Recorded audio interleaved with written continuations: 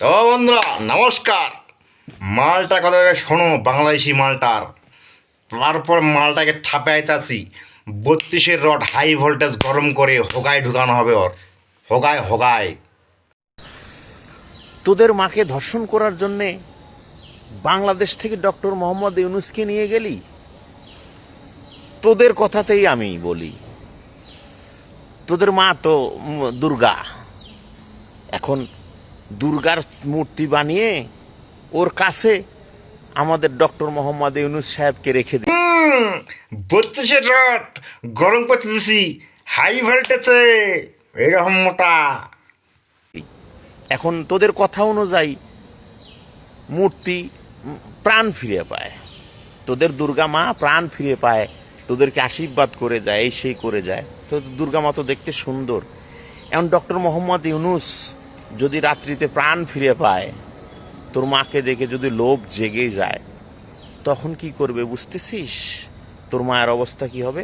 তবে এবার তোর মাকে দুবাইতে গেলে বা সৎ কাজ করতে গেলে আগে গোসল করাবি, কারণ ওই ঘরে কিন্তু ডক্টর মোহাম্মদ ইউনুস তোর মাকে কিন্তু ছেড়ে দেবে না। এতটুকুই আগে মাথাতে ঢুকিয়ে রাখবি, চামারের দল। আমাদের ইন্ডিয়ায় ঠাকুরের মূর্তি তোলা সাজ সাজ সাজ সাজ বুঝিস সুধীর ভাই, সাজ বুঝিস? সাজ বলতে মুখোশ, মুখোশ। তো দেখ, কথা হয়েছে যে এতই তৈরি করে রাখা হয়েছে, মানে কার যে মুখের সঙ্গে কখন যে কোন জায়গায় ম্যাচিং খাবে, বুঝছিস তো? তো এতগুলো লোক তো বাংলাদেশেও নাই।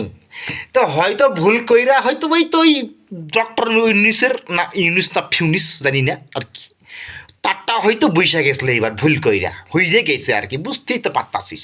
তো সুধীর ভাই বলিস কি তুই জি হচ্ছে তোদের মা। হ্যাঁ, সব বুঝছি, আমাদের মা, আমি তো বুঝতে পারছি আমাদের মা। সুধীর ভাই তোর মা নাই? এই সুধীর ভাই, তুই তো শরীরে বাচ্চা বোকা চোদা, তোর তো বল বুদ্ধি নাই, এত বড় মাথা। এহ, এটা হলো তোর চেহারা, বুঝতে পারছিস? তো কথা এবার হইতাছে জি সুধীর ভাই, তোর ডক্টর নিউজ যে আমাদের মা দুর্গার জি পায়ের নিচে আছে, এটাই তোদের বিশাল ভাগ্য সুধীর ভাই। এ সুধীর ভাই, তুই জানিস আমাদের পশ্চিমবাংলায় যতগুলো শুয়োর, বকরি, কুকুর, বুঝতে পারছিস, এলা যদি মুইটা দেয় না, তোরা বাল বন্যায় ভাইসা যাবি। তোর ওয়াকাত কী করে হয় রে? এই বালটা আমার, এই বালটা কী করে তোরা তো ওয়াকাত দেয় রে?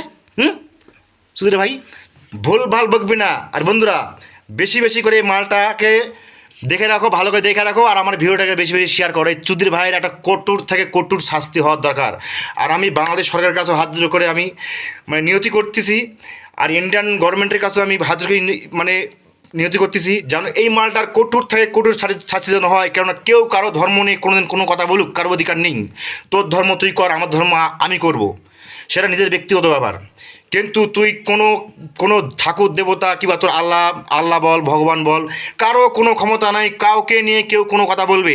তো বন্ধুরা, এই মালটারে ভালোভাবে দেখে রাখো, মালটারে দেখে রাখতে হবে, হইব কিন্তু না আরে কিন্তু এই সব মাল পুরকি মারতাছে। এই সব মাল আমাদের হিন্দু মুসলমান আমরা সবাই ভাই ভাই, এটা আমরা সবাই জানি।